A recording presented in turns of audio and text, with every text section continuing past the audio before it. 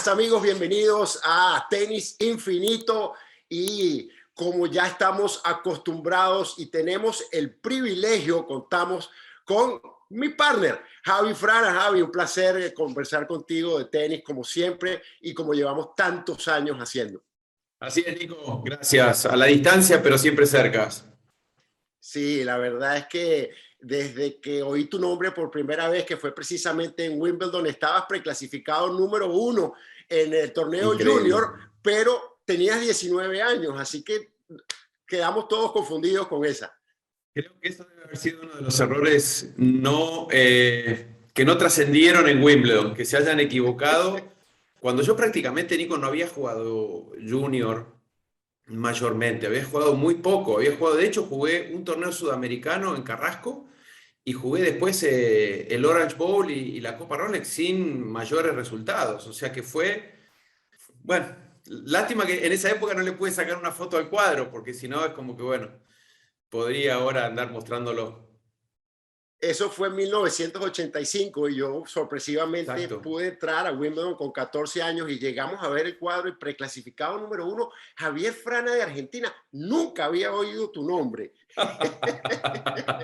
Quedamos todos locos. Pero bueno, para entrar un poco en materia, cuando estamos hablando de Wimbledon, significa que la primera mitad del 2022 ya se nos fue, ha sido un año de muchos cambios por un lado, pero de no tantos cambios por otros. ¿Qué es lo que más te sorprendió de estos primeros 6 meses del circuito, Javi? Creo que no voy a sorprender en marcar la vigencia de Rafa, obviamente, que ha atravesado una vez más múltiples problemas, pero que se ha ingeniado una vez más para tratar de conseguir sus mejores rendimientos, ganando Australia, ganando Roland Garros, que seguramente será un tema para más adelante. Y después también creo que hay algunas cuestiones que han llamado la atención que tiene que ver con el rendimiento de algunos jugadores de manera prematura, como el caso de Carlos Alcaraz, que lógicamente, ¿no?, generó un shock impresionante comparándolo con Rafa, y como ya sabes, son hechos o situaciones muy difíciles que ocurren en el circuito de alguien con tan poco recorrido, de tan corta edad, que logre mostrarse con la experiencia y los conocimientos propios de un veterano. Sí, habla mucha gente de que a Alcaraz ya le están adjudicando títulos de Grand Slam y vimos en el partido con Sinner en Wimbledon que tiene ciertos altibajos. A mí particularmente me parece que Sinner tiene más perspectivas positivas de ganar títulos grandes. ¿Qué te parece el italiano? Nunca fui bueno para las predicciones en cuanto porque te digo sinceramente, me hubiese equivocado, pero Sinner definitivamente, que ya lleva, a pesar de su corta edad, es como que tiene un camino recorrido, tiene una experiencia, ya ha podido probarse no solamente contra alguien de los mejores del mundo, sino probarse en cuanto al esfuerzo, en cuanto al salir de un torneo acumulando muchos partidos. Y lo que nunca se sabe, Nico, es quién es el que va realmente a explotar, porque sabemos perfectamente que tocar un punto muy alto uno no le quita mérito y es muy valioso. Lo difícil es sostenerlo, ¿no? Es decir, bueno, ser una vez top de 100 es una marca, mantenerse muchos años ya te da un nivel, lo propio si estás entre los 10 mejores durante un tiempo determinado, ¿no? Es decir, el repetir un año tras otro, o más o menos en un margen de 5 o 6 años, estar prácticamente todos esos años, es creo que el gran desafío que tiene todo. La consistencia y la regularidad está muy codiciada y cotiza en bolsa. Sí, a mí simplemente me parece que la cabeza de Sinner es más estable, tiene menos altibajos y hemos visto cómo ha ido mejorando año tras año en tan corta edad. Sin embargo, la gente habla de Alcaraz porque tal vez es un tenis más espectacular que el de Sinner, me parece a mí. Sí, Y sí, simplemente el desarrollo ha sido muy rápido. sí, coincido. Es como que es más espectacular, es más, demuestra más fortaleza física. Parecen esos jugadores indestructibles que en algunos casos hasta derrochan energía, pero sí, coincido, hay jugadores que son como más, no perfil bajo, sino que a veces, como puede pasar con Medvedev, ¿no? Es decir, son jugadores que pasan más desapercibidos, que tienen otras cuestiones, que tienen otra ingeniería. Sí, hablando de eso, pasando desapercibido, el 1 y el 2 del ranking son Medvedev y Zverev, ¿no? Y sin hacer tanto ruido y sin ganar torneos grandes, se están apuntalando el ranking por una variedad de cosas, incluyendo el fiasco de Djokovic en Australia, la falta de puntos durante Wimbledon, pero ves a Zverev y a Medvedev como dos jugadores como para apuntalar el ranking a este momento. Están ahí, o sea, decir que no podrían estar a la altura o capacitados sería una imprudencia de mi parte, ¿no? Lo que ocurre, Zverev contra Rafa en Roland Garros estaba bien plantado en el partido, estaba jugando muy bien, Sí. tuvo esa mala suerte de esa torcedura, es decir, uno nunca puede medir cómo va consolidándose con los años. Hay jugadores que se van achatando y que tal vez esos intentos fallidos como que los van tirando para abajo, y hay otros que es como que, bueno, que no retrocede, sino que se agachan para después saltar. El tema es que uno se tiene que ir acostumbrando a disfrutar del tenis y de lo que brindan, no solamente de la estética o de quién lo ejecute, ¿no? Porque ante la posible salida de los tres que nos han entretenido durante 18 años o más, tenés que hacerte la idea, que a veces nos pasa, ¿viste? Que hay veces que estamos en el torneo y te terminás yendo a la cancha 8, o en un torneo menor te vas a la 3, porque el partido está ahí, ¿no? Y decís, no puedo creer lo que han jugado o lo que jugó tal o cual, y tal vez si es por nombre, no hubiese sido en lo previo un partido atractivo. Seguimos con el tema de jugadores que no se mencionan mucho y hay uno que a mí particularmente me llena de alegría y me causa algo de intriga, que es Casper Ruud. Sigue ganando, está número 6 en el ranking y el muchacho también parece ir mejorando semana tras semana y no se habla suficiente del noruego. ¿Qué es lo que te intriga de él? A ver, vamos a Es, desmenuzarlo. es, yo lo comparo con Max Wilander de la era moderna. Me parece que no tiene grandes armas. Sí se ha puesto un poco más fuerte y el primer saque y la derecha le están caminando un poco más, pero no es un jugador que vislumbre, que cuando tú lo ves jugar en la cancha central o en la cancha 3 no dirías que es el favorito. Sin embargo, tiene muy pocos jugadores encima de él en el ranking. Sí, es que es eso, ¿no? Hay veces que uno se tienta o se deja llevar por la espectacularidad, y ahí caemos en la diferencia entre jugar lindo y jugar bien. Él es un jugador prolijo, pero que tal vez, como decís, no es que te vislumbra por algo en particular. Tal vez uno lo podría decir, bueno, creo que tiene cosas en un sentido en cuanto al entendimiento de sacarle el máximo provecho a sus tiros y a su juego en base a esa estructura. Por eso te decía antes, la consistencia y la regularidad, ¿no? El valor que tiene en un jugador, como podría haber sido también en el caso de David Ferrer, que si hacías un ranking de golpes individualmente, probablemente tenías que irte muy abajo o escalar, digamos, cavar bastante para llegar a ponerlo a David Ferrer en cuanto a su drive, en cuanto a su saque, ¿sí? Ahora, cuando ibas en otros aspectos que son los menos visibles o los menos marketineros y que no tienen tanto marketing, ahí son los mejores. Y ahí es donde creo que Casper Ruud en este circuito tan, a veces hasta atropellado, ¿no? Que se juega tan fuerte, es muy meritorio que él justamente sin entrar con las mismas características que la mayoría o el resto, se las ingenia para ir sorteando, hasta te diría en algunos casos con mucha facilidad, jugadores que bien en los papeles lo hubiesen podido complicar. Y para cambiar un poco el tema en cuanto a las damas, la 1 y la 2 del mundo son Iga Swiatek y Ons Jabeur, dos jugadoras que también salieron disparadas esta temporada y si bien se ve el resultado de que Ashley Barty haya dejado de jugar y haya pedido que fuera retirada del ranking, para mí ha sido mucho más sorpresa en el lado femenino que en el lado masculino quien tenemos en las primeras posiciones. ¿Cuál es tu opinión? ¿Qué has visto de estas dos jugadoras? ¿Por qué despuntaron de repente?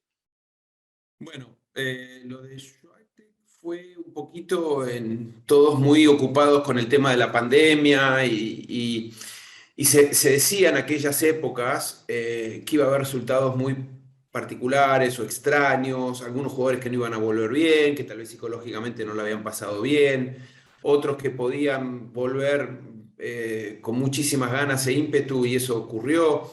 Y creo que el triunfo en Roland Garros de ella se adjudicó a ese Roland Garros en octubre, para situarnos, con pandemias, con restricciones para entrar a países, con jugadores varados por todos lados, con jugadores en cuarentenados por todo el mundo, con historias dramáticas. Y Swiatek ahí es como que se coló, fue el año en la que también Nadia Podoroska hizo semifinales, 2020. Pero claramente que fue muy inteligente en todo lo que hizo posterior a ese torneo, en cuanto a la preparación, en cuanto al fortalecimiento, no se apegó a la obligación de ganar porque ya ahora era una campeona de Grand Slam. Eh, me parece como que se fue a preparar para esto que le está pasando ahora. Y con relación a Ons Jabeur, creo que tiene que ver con esta situación que hay mayor apertura, no tenés dos o tres jugadoras que estén liderando o que sean las más determinantes. Y ahí empieza a jugar otra vez, Nico. Si empezás a fijarte, son jugadoras que tienen una enorme mentalidad, que no tienen, por lo menos Ons Jabeur, que tiene, sí, un juego muy suelto, pero que no se apoyan en ninguna espectacularidad, sino en una estructura de juego y básicamente en una cuestión de mucha regularidad y autoestima y confianza, y la saben llevar. Hoy creo que la parte emocional cada vez va jugando un papel más preponderante. No sé si estás de acuerdo en la parte esta, ¿no? La última que acabo de mencionar. Sí, tocaste un tema muy importante que es con el tema de la pandemia, la parte psicológica y su importancia, y precisamente Swiatek hace hincapié en que ella viaja no con entrenadores ni preparadores físicos, más bien con la psicóloga, que es el eje de su éxito. Así mismo lo pone ella, y a tan corta edad pudo identificar que ese es el problema. En el caso de Jabeur, es una jugadora sumamente vistosa, pero si te pones a ver las primeras 10 del ranking femenino hace un año y las que tenemos hoy en día, ha sido un cambio de guardia brutal. Sí. Y hablando del tema psicológico, el retiro de Ashley Barty viene y abiertamente admitido por ella porque la pandemia sencillamente la liquidó. Dijo que, que se sentía vacía después de estar 6 meses en Australia y después, consecuentemente, 6 meses afuera, compitiendo con mucho éxito, habiendo ganado Wimbledon y el abierto de su país en Melbourne. Dijo que ya emocionalmente no tenía para más, y ciertamente eso califica como una de las víctimas más importantes de esta pandemia, que a tan corta edad decide retirarse del tenis. La honestidad que tiene Barty con ella misma es admirable, ¿no? Porque no todos creo que tuviésemos el coraje de dejar en un momento tan inmaculado, es decir, tan espectacular, más allá de las circunstancias. Es realmente admirable y es la segunda vez que lo hacen. Aquella primera que lo hizo, tal vez al no haber sido de las mejores del mundo, no tomó mayores trascendencia, pero no cualquiera que ya había ganado un dobles en un Grand Slam, que estaba más o menos bien metida en singles, con una carrera más o menos o bastante bien armada, toma esa decisión. Pero yo creo que lo llevo, no sé si tiene una asociación directa, pero voy a hacer el esfuerzo, que tiene que ver con esto de la salud mental y lo que tiene que ver con los grandes problemas que atraviesan en el mundo competitivo, no exclusivo al tenis, ¿qué tiene que ver esto de las presiones y de los precios que tienen a veces los grandes logros? Porque te pasa que uno lo ve y decís, mira, está llorando de la emoción porque no lo puede creer, y decís, seguramente va a ser esclavo de esta situación en el futuro. Va a ser algo que, ojalá que no, ¿sí? Pero fíjate cuánto le ha costado a muchas jugadoras poder, voy a obviar o saltearme el dar ejemplos, porque no son muy, muy claros, pero parece hasta increíble, ¿no? Es decir, vivís el mejor momento de tu vida, creo que hasta lo de Raducanu, no sé si compartís, hasta me parece como diciendo, como queriendo que la presión no le pasa por el lado, pero cuando se la tiran es como que se corre y la deja pasar, diciendo, bueno, tengo, ¿qué? 18, 19 años tiene. Y ya tengo un Grand Slam ganado, o sea, yo ya no tengo mucho que, digamos, yo no tengo nada que me desespere, digamos, en el sentido de los que vienen con problemas en deuda de triunfo son los que vienen atrás.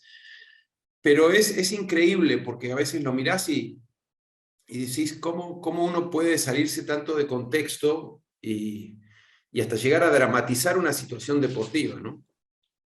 Sí, hoy en día se ha visto también con Naomi Osaka, que no se la menciona mucho porque está tal vez tratando de evadir o de, como tú dices, dejar pasar las presiones porque ya ha ganado múltiples torneos importantes, ha estado el número uno, pero este tipo de manera de manejar la presión nunca antes se había visto. Ella es una figura que ya trasciende el tenis, sobre todo en Japón. Es una marca, es una maquinaria que incluso abrió su propia agencia de representaciones, pero el tema del tenis está muy en cuestión en cuanto a Naomi Osaka también. Sí, definitivamente. Yo creo que hay veces que, lógicamente, que de afuera siempre es mucho más fácil. Uno entiende cuando eh, viene alguna situación importante o un momento importante o un punto importante o un partido y el pulso te falla, la mente, digamos, te traiciona.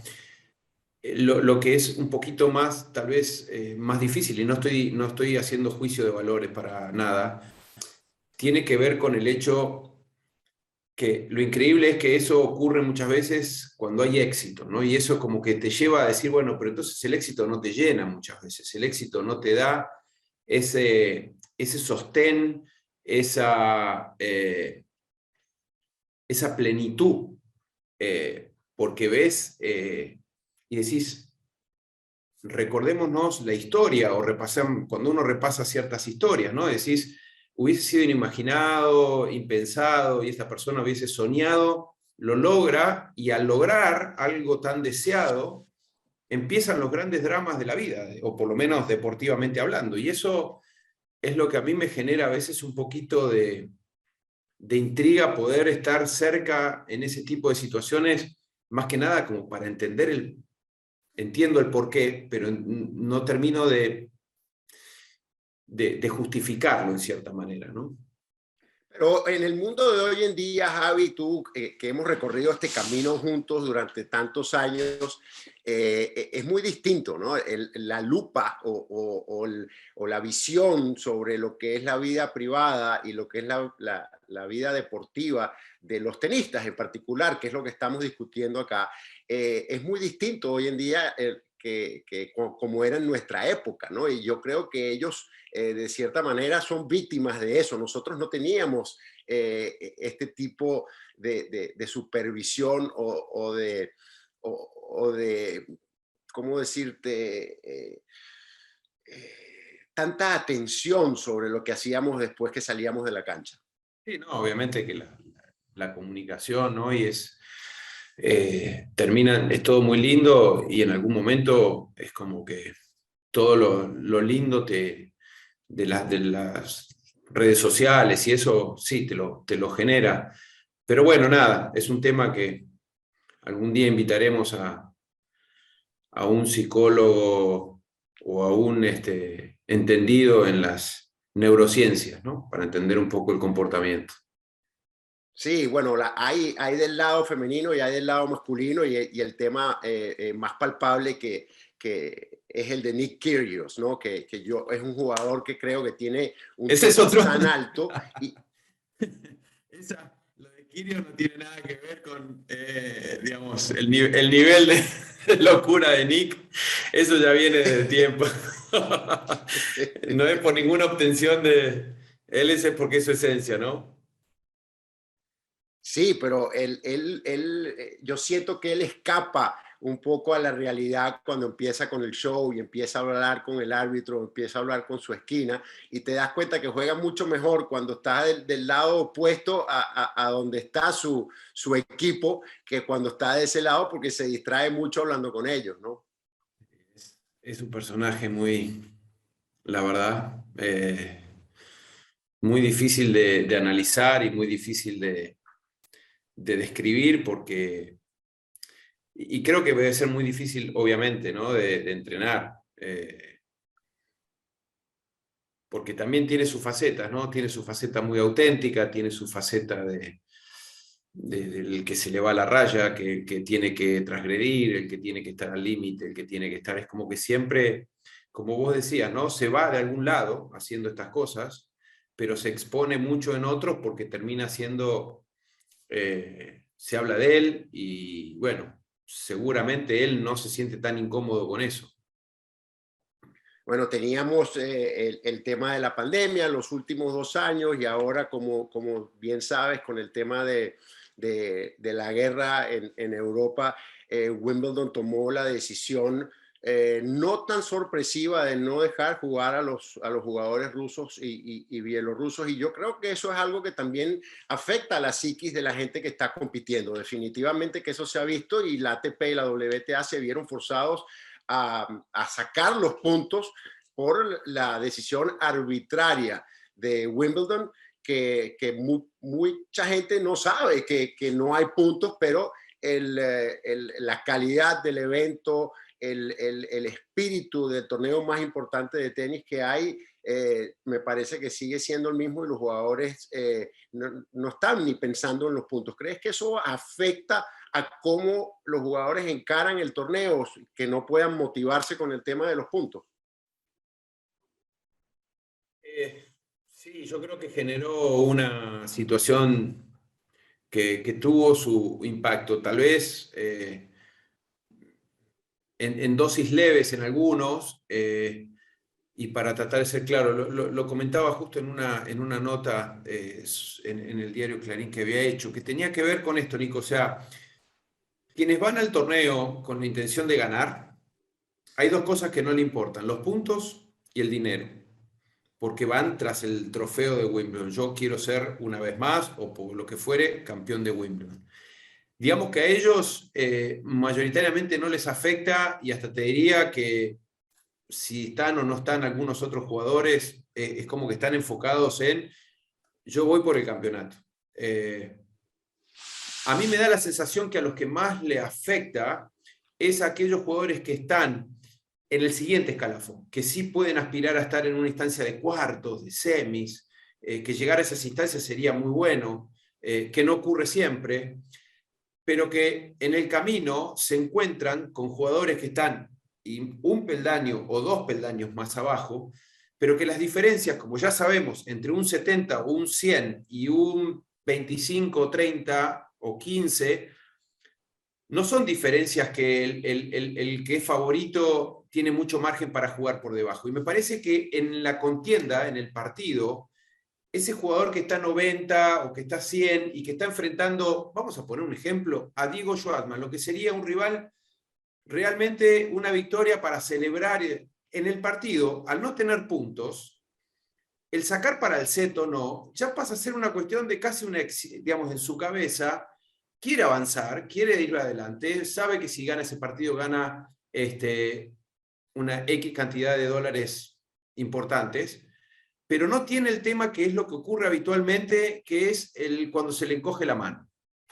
¿Por qué? Porque está un poquito más distendido, porque sabe que sí, gano, buenísimo, me sirve económicamente, pero no me lleva a ningún lado en el ranking. Y en otra situación el cálculo es inmediato. y desmentime si no es así, cuando uno está 110 y está por clasificar una tercera ronda o cuarta ronda a un Grand Slam, básicamente lo que estás pensando es que podés dar el salto que era imposible pasar la barrera de los 100 a entrar entre los 60 o 65.